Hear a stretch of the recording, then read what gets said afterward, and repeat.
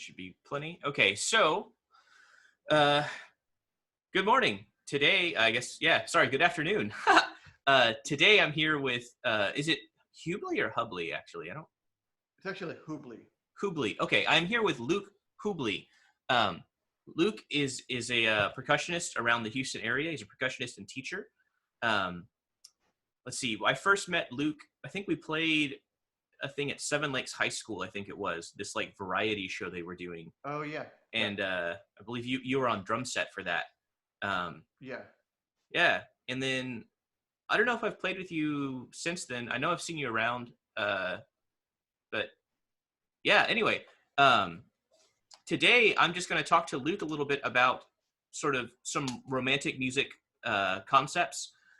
Mainly, I want to kind of delve into your perception of percussion and what percussion is, what it does, what it's for. Um, the main reason I want to talk to you about this also is everyone has their own sort of like views, you could say, on what roles of all these instruments are. But Luke, he, you have your PhD, correct, in percussion Well, performance? A it's a DMA. DMA. Okay, Yeah. so Luke received his DMA in percussion performance, and uh, because of that, or as a result of that, definitely you had to do some real intense thinking, at least, about what all this music stuff kind of is. Sure. So I really want to delve into kind of your thoughts on some of these things. First off, I'm going to start with this really broad question. Um, what is the role of percussion in some of these symphonic works of the Romantic era? Well, I think it's helpful to think about it. First of all, break percussion into two sections, meaning timpani is kind of its own thing versus the rest of the percussion section. In fact, even for like players playing those jobs, like the timpanist is its own job. That's there might be like the principal percussionist might also be like um, a substitute timpanist or assistant timpanist, but the timpanist is kind of its own thing. Certainly, it relates to percussion. It is a percussion instrument, uses percussion techniques, etc. But it's used in a different way than kind of the rest of this section, largely, not always, but Mm, largely. So with timpani, uh, timpani have been a member of the orchestra far longer than most instruments and most of the percussion instruments in the orchestra. Timpani goes back to the Baroque period, really. I mean, even oh, I didn't know before it goes. Bach. I didn't realize it was that far. Whoa. Yeah, even Bach wrote in some of the cantata, and there's some smaller pieces that predate that actually that use timpani, um, Yeah. and it's certainly found in the classical repertoire with Mozart, Haydn, um, Right. I know. Handel, all those guys wrote for timpani in their larger works. Yeah. Right. Be- Beethoven really changed the game with timpani. Um, so with Beethoven, you had the drums were still. I guess I should go back a little bit more just about timpani. They're tuned drums and they have a harmonic role. Right. Traditionally, it would be used to work on the tonic and dominant pitches. Um, so they were a little limited in how they could function. So they certainly couldn't play melodically or anything because you couldn't really change the pitch easily. Right. Right. They were So and definitely. and that Sorry. limitation is a huge influence on what the composers could write for the Mm, instrument. But in the Romantic period, um, the instruments evolved in a big way. They created pedals for them so we could quickly change pitches. ah. So that doesn't really. It starts to happen in the early 1800s, and there's all sorts of different like mechanisms that people were exploring. But Sure. it didn't. Right. The pedal timpani didn't come in place until I want to say 1880s, um, Oh. Okay. and it took a little while to catch on. But it's really the late 1800s that we start to have 1800s and early 1900s that we start to have like parts where the timpani will change pitches quickly or rapidly at Ah. all. Okay. No, that So makes that sense though. limitation makes a huge difference on what the composers prior to 1880 were writing on the instrument. Right. Right. So, so you said that you sort of break this down into two sections, right? You the timpanist and the everything else, right? The percussion after that. Right. Um, and the timpani plays this role in, I guess, like bridging that sort of rhythm and harmony in a way. Um, at least, Well, certainly it can be used. Timpani can be used for all sorts of rhythmic purposes, right? um, but at their core, they're not used melodically. They're definitely used harmonically. In a harmonic sense. Okay. So for me, in I studied composition in school, and one of the sort of tropes, I guess, about writing for timpani is that they tend to be used in these big moments. They accent certain like points in a piece. Sure. Uh, is that like common of the timpani, or is that Absolutely, because the sound of the drums can be so large, and it can be used to evoke like thunder or right? really grand epic sounds. I mean, we hear that in film scores today all the time. Video game Yeah, music uses it. Commercials use it all the time. right, right. Um, They that is true. They do sort of lend themselves to these like big epic sounds. It's like yeah, something is happening, something is that's right. about to like change or something. Uh, That's right. yeah, very cool. So then timpani kind of sits in their own little like timpani land. They have their drums that always surround them. What about the rest of them? The rest of the percussion, like So the rest of the percussion section you can think of as melodic based and non-melodic based. So we have our pitched percussion being, I guess you could say pitched based and non-pitched based. yeah, So we have our keyboard percussion basically are the pitched instruments. So that's going to be, glockenspiel, which is bells, xylophone, occasionally vibraphone, even less occasionally marimba. Those would be your four most common ones. But there's some other unique things that happen occasionally. sure. A fun one that Mahler used, since we're in the Romantic era, would be Almglocken, which are tuned cowbells. Whoa. Yeah, they come from I think they're Swiss in nature, but he wrote for those in a couple of his symphonies. Okay. We use them Well, now in a lot of contemporary chamber music and more modern writing. They still get used. So wait, so these like tuned cowbells are those like kind of standard now, or is this something that is kind of like unique still? It's standard for large organizations and institutions. Okay, There's not a whole lot of individuals that have a set of Almglocken around because they're not used that often, right? sure, Um, sure. but certainly, like we were both at U of H together. U of H has a huge set of Glocken. I'm sure Rice does as well, and I would imagine the Symphony downtown does. Yeah, yeah.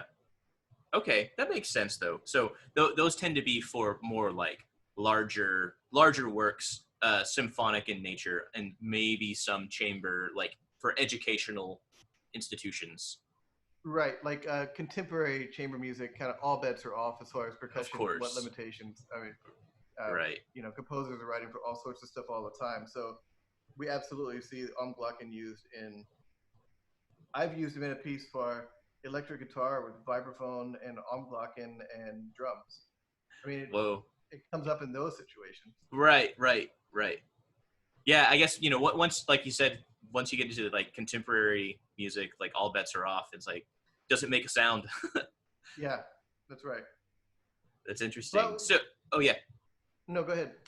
Oh, so well, I guess what I was going to ask next is these different sort of like you said, basically sort of explained all the melodic kind of things that exist. Um, what about some of these things that don't work in a harmonic or melodic uh, aspect? In the romantic music in the romantic era, we get a lot of just drums, right? Just unpitched Sure. drums, Right. and even kind of go into Mahler, right? We just get the what's for my class. I don't know if you will laugh at this or not, but first time I heard of it, I thought it was hilarious. The Mahler hammer, which is literally just a giant hammer to like smash a box. Right. The that's from Mahler's Sixth Symphony, and if I'm not mistaken, there's is it three notes or is it two? I can't recall. I can't Um, remember. it's used very sparingly, and Right. um, from all of my reading, Mahler was never quite happy with the sound. It was never quite what he heard. Uh, That's I there's that some fascinating makes YouTube videos on it. yeah, yeah. But I what it is, it's actually not just the hammer. It's a box as well. right, yeah, right. It's two items combined, right? Yeah, you have to construct a wooden box, and I think there's even like details in the score about what he wants. But um, the the kind of accepted uh, answer right now Oh, is that nobody's happy with try all sorts of different things to get the sound that he describes, which is a little bit different right. than what you actually get if you follow him to the letter. That's Yeah, interesting. yeah, it's fascinating. Huh. But Wow. since you asked about the other unpitched percussion, I Yeah. should say um, these instruments are, and we're speaking of things like drums and cymbals and triangles. These Right. types of instruments are not without pitch. They definitely have pitch. They don't have specific pitch. Right. That's a key difference. All the keyboard instruments that we named have specific pitch. So an A is an A. It's going to sound, as long as the bar has been tuned correctly. When you strike an A, it's going to sound an A, and then the audience and the other instrumentalists will perceive it as an A. But Right. when you strike a snare drum that's tuned to an A, you're not going to perceive it as an A, and it's not going to function as an A. Right. We actually do tune a lot of our drums to specific pitch, and that's more for us than it is for anyone else. It's a reference pitch. Uh, for instance, snare drum. A lot of orchestral snare drummers prefer to tune their snare drum, the top head, to an A. Now, Huh. it doesn't matter what pitch anyone else plays around them, right? Because if everybody's playing an A, it'll sound great. If everyone plays a B flat, it's still going to sound great because it doesn't function that way. That's just so Right. that we get the same amount of tension on the head, so it affects the way it feels to us as a player. Right. Right. So I just want to mention that these are definitely pitched, but they're non-specific pitch. Ah, yeah, exactly. That difference between like specific and non-specific, right? Yeah, that's key. And that's Yeah. also key to how they can function. There's a difference between a bass drum, at a big epic moment than what a timpanist would do. A timpanist can take on a role that's not truly only pitch related, right? Like it can be more for effect at moments, but a bass Yeah. drum cannot take on the pitch role. A Right. bass drum It is only going to have that generally low sound. right. Right. And so does that do you feel like does that limit the possible use of an instrument in this romantic setting? Not at all.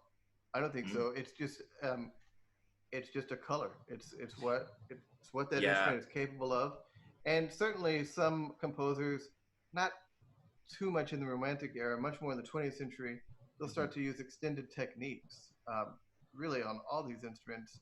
Um, Right. I mean, in So, the but early before we get 2000s. into this one, sorry, Okay, can sure. you just illuminate a little bit on like extended techniques? Because we definitely have not talked about that in my class yet.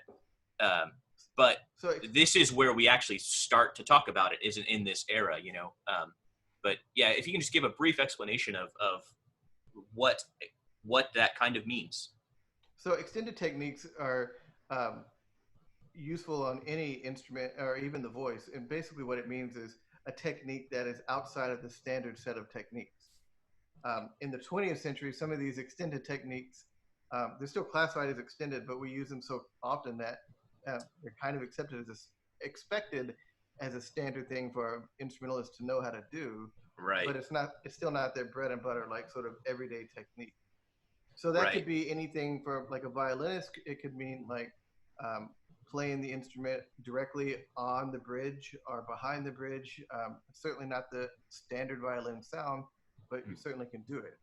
Um, and in the 20th century, especially, and this relates to the Romantic period, but in the 20th century, especially, composers are just embracing all sounds, all sounds as a useful sound, and they can choose to use that or not, right?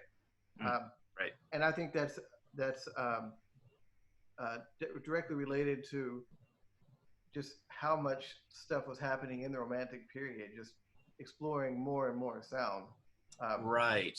so I think so much of the 20th century is kind of an extension of what happened in the Romantic period. Right. That brings up a really interesting sort of topic. This idea of just like sound and timbre, really, I guess. And you mentioned for instance, in the role of a bass drum, it just sort of depends on what color you want out of that Sure. particular instrument. Um, so this idea of timbre, for me as a string player, like the tone of our instrument is really important, and getting a nice sound out of the instrument, right, is really important. But being able to control the colors that you can get, and for us again, that comes from so many different aspects, Sure. from just how we hold the bow to how hard or how weak we pluck a string, where you play on the instrument. You can get all these different changes in timbre and Right. changes in the color of the instrument. And something I want to talk about is just with percussion, how that is seemingly limitless in a way. It's like with a violin, you kind of know what sounds to expect at this point out of a violin. But Sure. I'm always blown away by the way that people find new ways to mess with percussion instruments. One of the coolest things I think was seeing a couple John Cage pieces, and again, this is a modern composer, but seeing him like prepare a snare drum, for instance, like by putting like pennies on it or like bouncing a ball off of it, right, and just Sure. getting these they're similar sounds, right, but they're not what you expect out of the instrument. Um, Right. so I guess with percussion, it seems that this is today almost like expected in a way, but you know, it wasn't like always like this. Technique wise, it seems that for the longest time, you guys just hit a head with a stick. Hit something with a stick, and that seems to be like the sort of classic technique of playing percussion. But when you start to think in terms of color, you know, things change like quite a bit. So I guess for you as a percussionist, for instance, um, if you are to sort of be given just like a part, and it says to have like a strong sound, right? It's like you have a snare hit, and it needs to be like a big strong hit, right? How is Right. that going to affect your perception of that particular part? Like how do you play that, I guess? So let me just quickly talk about tone in general, and then I'll try Yeah, to yeah, yeah, yeah. Okay. loop back into that. So, as like with any instrument or voice, tone is something that is really important to us as well, uh, and we can affect tone and manipulate tone basically in three different ways. It's what we hit something with, where we hit it, and then how we hit it. If you think about things in just those three ways, it opens up a ton of things. And your students can Yeah. experiment with their, easily with this. Whatever desk Yeah. they're sitting on, if they hit their desk in three different spots, it'll make three slightly different sounds, right? Right. And sometimes that might be subtle, but they're still different, and those are colors, right? Right. Right. So, and that's true for literally every percussion instrument. If you strike a, triangle in the corner, it's going to sound different than if you strike in the middle, and all these different spots open up tons of tonal possibilities. That's kind of Right. where we hit something. What we hit something with, you mentioned snare drum, hitting it with unusual objects. The traditional things would be like a snare drum stick, maybe some sort of soft stick as well, and then maybe like a brush. Those are three obvious choices, but there's no rule saying you can't use like knitting needles or something unusual, or coins or something like that. You Right. certainly can, and it's going to give you a different sound. And then finally, the third one I mentioned was how. So kind of that's more of a technique thing. So like what type of stroke you're using and how you hit it is going to affect the tone of what you're playing. Right. Um, so that's sort of tone, um, like just kind of how we talk about it broadly. Right. Now, Right. in your example, you mentioned a snare drum. So in a standard setting, the expected tone is going to be a stick on a drum. Now, the things that also affect our tone are going to be instrument choice. Whereas a violinist typically, I don't know why I keep using violinists as an example, but most instrumentalists are not going to choose, you know, for this piece, I'm really going to use this particular saxophone. I mean, some individuals might, but most people don't Right. have a collection of saxophones, you know. But Right. for us, we kind of do, and that's because, for instance, if you're playing with a 100-piece orchestra and you're playing romantic literature and you need something to sound dark and full, like you're playing Shostakovich or something, I guess it's a little post-romantic. But if you're playing something like that, you're probably going to want a deeper shell drum that's going to have more power. That's going to be very different than if you play, for example, a Nielsen clarinet concerto, which is a much smaller group, and you kind of have a role with the clarinet soloist. They Yeah. generally will play a much smaller drum, much smaller depth, and maybe even a smaller diameter, because that tone will be a smaller tone. So the instrument ourself is part of our tonal choices. Right. Right. So That. sometimes it's not so much about how I'm going to interpret that note as far as how I'm going to physically play it. A Uh-huh. lot of times it involves like, okay, what type of piece is this? What's the setting? Doing some score study, and that can inform. Certainly, it can inform my technique, but a lot of times it's informing instrument choice or even Right. implement choice, like a mallet choice. Ah. Okay. Yeah, That's interesting actually. So when these like romantic composers were sort of first starting off, or maybe not first, but they're thinking about using percussion as part of this piece or whatever. sure. Would it be safe to say that they're not thinking in terms of like specific, like this snare choice has to be for this part, or were they thinking more, do you think, in broad terms of like, I just want this sound, how do we achieve this sound? Yeah, they're definitely speaking more broadly. It would be very unusual for a composer to say, "I want this to be a 7-inch deep snare drum." That's way too specific, and kind of outside of the responsibility of the composer, because there's other Mm, things to consider as well, like size of ensemble, size of hall, type of hall. Lots of right. things impact our choices. But some romantic composers were rather specific. Um, Berlioz. Um, Berlioz was the first composer that I'm aware of that specified timpani mallet choice. Whoa, that's Because interesting. yeah, in the earlier periods, timpani mallets would have been a wooden stick with kind of a wooden ball at the end, um, and it may have been covered with like leather or uh, yeah, usually leather, um, or it might be uncovered, and that was basically the sound Right. that they would use. But Berlioz called for soft felt covered mallets, and he also called for what he called sponge headed mallets. Um, he used the sponge headed mallets, I think, on suspended cymbal, but he wanted the felt mallets on for timpani. Interesting. I I've wonder. forgotten honestly if he called for sponge on timpani or not. I have to go back and look. Sure. But so Berlioz was one of, if not the first composers to start looking at instruments kind of in a, or percussion at least. Well, I guess all instruments in just a slightly different way. Because you keep using violin as a as a example here. One of the things in the piece that my class has to listen to, Symphonie Fantastique, is this in the fifth movement, the violins play what's called colegno, where instead of playing with Sure. the wood of the bow, instead of playing with the hair, they turn it around and play with the wood of the bow.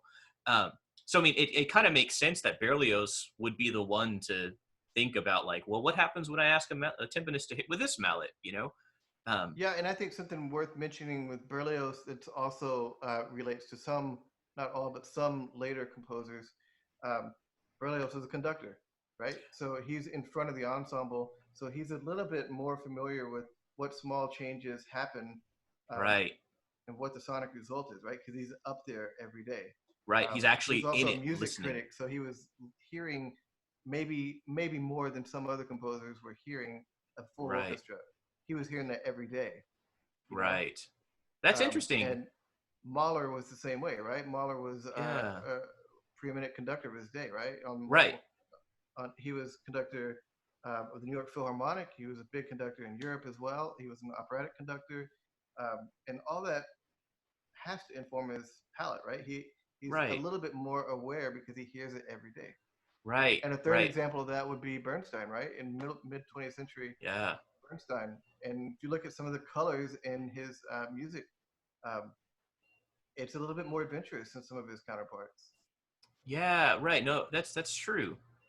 You know, that actually, I had never even considered that before. Like just being in front of the ensemble, how that affects your perception. You know, because Berlioz also sort of famously wrote this orchestration book, right, on Mm-hmm. like what instruments do and when to do these things. So it makes sense though that all of these things kind of inform one another. That's that's really interesting. That's right. So, I certainly um, think so. And yeah, he was very adventurous in his use of percussion. right, right, You know, in his Requiem, he calls for let's see, I think it's 10 timpanists playing a total of 16 drums. I might have those numbers slightly off, but sure. it's a massive sound, right? Yeah, right. That was one of the coolest things I think about Berlioz's music is that he was one of the first guys I think to sort of just want more, like want more sound. And I maybe not one of the first people to want this, but he definitely was one of the first people I think to realize that this definitely affects the audience's perception of what's happening, and that we can achieve different sounds in a section by just having more people in that section. Uh, That's right. It's a different timbre when you have that much. yeah, Of course, it's going to be a different volume as well. right. But since you mentioned Symphony Fantastique, your class is listening to that piece. Um, there's some pretty interesting things happening percussion-wise in that piece. Yeah, Relating to what you were just talking about audience perception, there's the bass drum part is played by two players, and while it can be done on one drum, you can also play these kind of on different parts of the stage, yeah, right? On two right, different drums, and that's going to create a stereo kind of effect, right? right, right.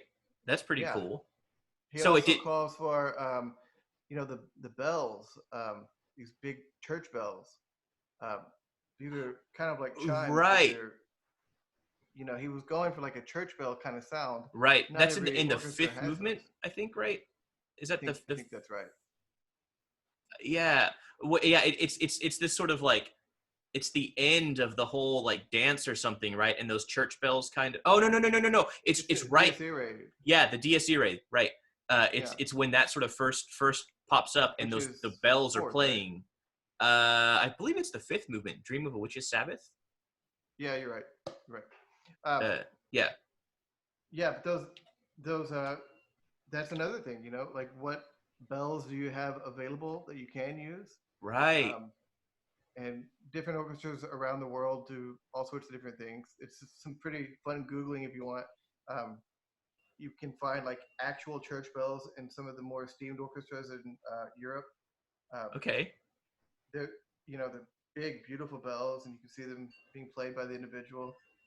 Here in Houston, the principal percussionist, Brian, there has uh, has these huge brass pipes that he had tuned. So he has a collection of these.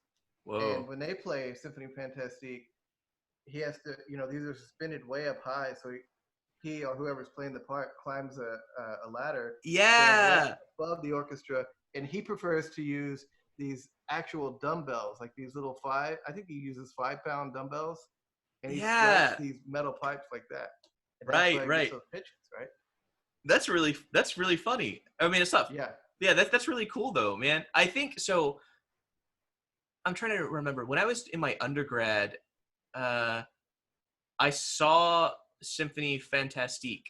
This had to have been 2012 or 13 or something, and I remember just seeing the size of the orchestra, and I was like blown away, Yeah. because like everything had to be augmented. They had to like everything was like maxed out, which is one of the most amazing things about playing Berlioz or seeing Berlioz's music. I should say is that like he basically took it to 11, man. Oh He, yeah. And when you hear it, like it's real easy to hear that piece and go, "Oh, this must have been written in like 1925." yeah, right. It sounds so far ahead of its time. Yeah, it's an Right. outstanding piece. Ah, man, there's so much happening, not just musically. I think that Berlioz, he really was experimenting with timbre in a way that other composers, at least to me, were not thinking about.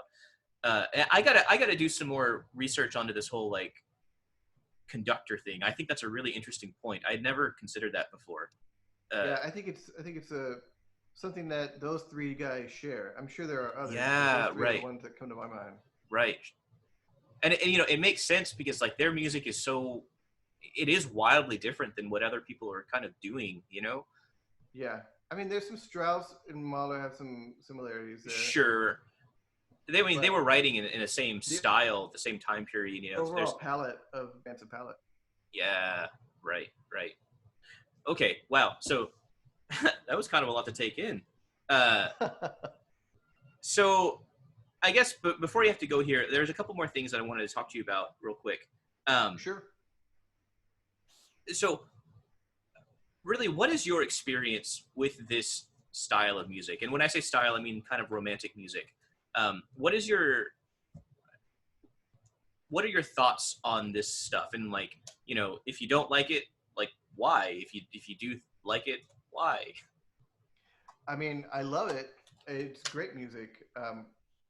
It was certainly for me. It was. I was aware of classical music before I knew, like specifically romantic, or I didn't understand everything I was listening to. Sure.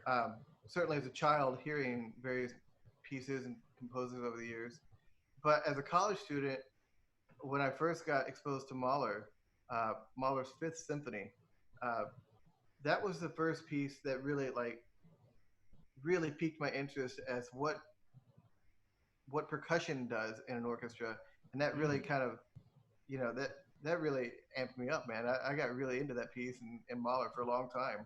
Uh, if your students haven't listened to it, listen to the first, you know, 2 minutes of Mahler Five, and you'll probably be ready to take on the world. I mean, it's a really powerful opening. Um, so yeah, I mean, the music is great. I don't listen to the orchestral literature as often at the moment. Um, I do listen to a lot of the piano music from that time period. A lot of the Chopin piano pieces are in my mind some of my favorite pieces that I find myself going back to year after year after year. Yeah, Um, yeah, my preferred time period tends to be um, more contemporary music, and I'm also I used to be very interested in a lot of Baroque music, but um, I don't know. I think I go back to all this music over time. yeah. No, I understand that. I definitely go through like cycles. And it wasn't really until I started teaching this class that I really started delving into some of these historical, like into some of the historical literature, and Sure. like, I found a whole new appreciation for like guys like Guillermo de Machaut, Oh yeah. from like the medieval era, and it was one of those things that like I had heard when I was in school and was like, oh, that's pretty interesting, and then like going back and really digging into just the actual music and like what they're doing, uh, Yeah. Yeah, it's absolutely. I mean, two of my absolute favorite composers are both American and both 20th and 21st century composers, mm, Steve Reich and David Lang. yeah, Both of these yeah, guys are heavily influenced by that really early music. Um, yeah, so to go back and listen to like Periton after studying those guys, it right, makes a lot more sense to me. The right, music is right. pretty wild, really. I guess last quick question: do you ever listen to Arvo Pärt by any chance? Sure. Yeah, Uh, I'm a big fan of um, minimalism in general. yeah, I okay, can't say I've ever deep dived into his music, um, but I do enjoy pretty much everything of his that I've heard. yeah, yeah. It just going back and revisiting sort of all these old Gregorian chant ideas and stuff, and he was one of the first sort of modern composers that I made that connection with. Like, oh, like he's just doing what these guys have already been doing. Just in a Yeah, slightly different way. Uh, sure. and yeah, I don't know. There's so many different avenues that composers today kind of go down when they're creating Sure. music. Well, anyway, I don't want to keep you too much longer. I know you got to teach a lesson here, but if you have any final thoughts, now's the time. If Well, not, I would say the composer you just mentioned, his music right now would be something that all of your students should go explore. This is kind of a weird time yeah, in not just our country, right, but the whole world. It's a weird time, and a lot of people are on edge. And I find myself going to music like his. I love Brian Eno's music as well. yeah, Um, a lot of this music that is kind of stagnant and slow, it's and it's sort atmospheric. of it's almost atmospheric. Yeah, I just those textures can be really beautiful, and they're not challenging you to think about like uh, complicated harmony or crazy dissonances.